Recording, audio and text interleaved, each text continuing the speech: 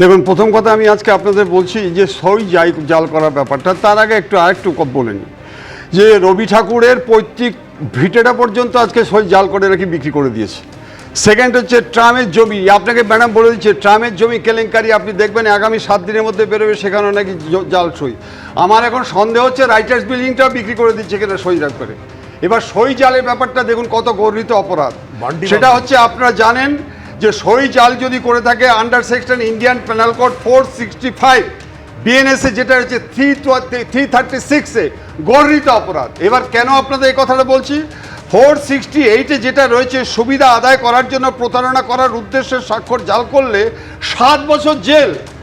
জনপ্রতিনিধিত্ব আইনে যেটা representation of people's অ্যাক্টে যেটা আজকে 1905-এ 8(3)তে স্পষ্ট রয়েছে, তার সদস্যপদ পর্যন্ত চলে যায়, সে এমএলএ হোক, সে আজকে আপনি একদম মানে অরিন্দমদা বিষয়টা এমন জায়গায় যে যখন তৃণমূল দলটা সরকারে ছিল, ক্ষমতায় ছিল, তখন তো একের পর এক দুর্নীতি হয়েছে, আমরা দেখিয়েছি, সেই ছবি সামনে এসেছে। আর যখন ক্ষমতায় নেই, সরকারেও নেই, একেবারে তখনও যে দুর্নীতি, একদম সই জালিয়াতি, তা নিয়ে যে কি কি অভিযোগ, তা তো আজকে আমরা দুজন বিধায়কের কথাতেই স্পষ্ট হয়ে গেছে। উলুবেড়িয়ার আবাসে যে দুর্নীতি হয়েছে, আমি বলছি 4 ফেজে 10,000 ঘর নেই।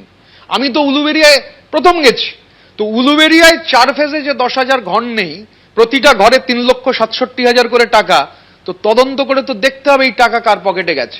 পার্টির মধ্যে বলে তো লাভ হয়নি, তো এগুলো তো বলতে হবে, কারণ ওখানে আমায় যারা ভোট দিয়েছেন অনেকে দুর্নীতির বিরুদ্ধে অবস্থান নিয়ে আমাকে ভোট দিয়েছেন।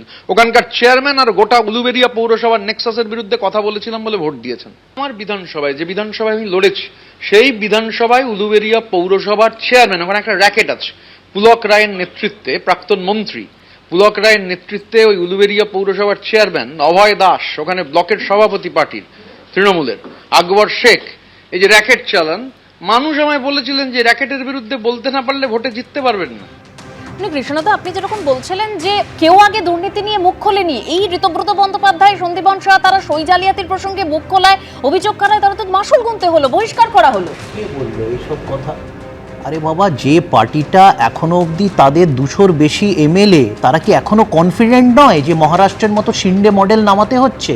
আগে বলুন না, এই পার্টিটা বিভিন্ন রাজ্যতে সরকার গঠন বা ভাঙার জন্য 2,000-3,000 তো বলছেন সই জালিয়াতির কথা, 2,000-4,000 হয়েছে তো আপনার দলেরই বিধায়কের কথা বলছে। শুনে নাও না, 2,000-4,000 কিলোমিটার ভিন রাজ্যে গিয়ে কৃষ্ণদা আপনি মহারাষ্ট্রে চলে যাচ্ছেন, আমি একটু বাংলায় আছি না কৃষ্ণদা, আমি একটু বাংলায় আছি।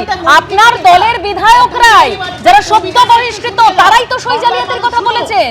বাংলার মানুষ শুনো, তিনি স্বীকার করেছেন, বাহারুল ইসলাম তিনি স্বীকার করেছেন, সুভাষিস দাস তিনি তো তদন্ত হোক না। এটা কি, এটা এমন ব্যাপার, এই পার্টিটা সরকার গড়েছে, 2,000 কিলোমিটার দূরে রিসোর্টে নিয়ে গিয়ে বিধায়কদের রেখেছে, সেই ভিডিওগুলো চালানো। এবিপি আনন্দ, এগিয়ে থাকে, এগিয়ে রাখে।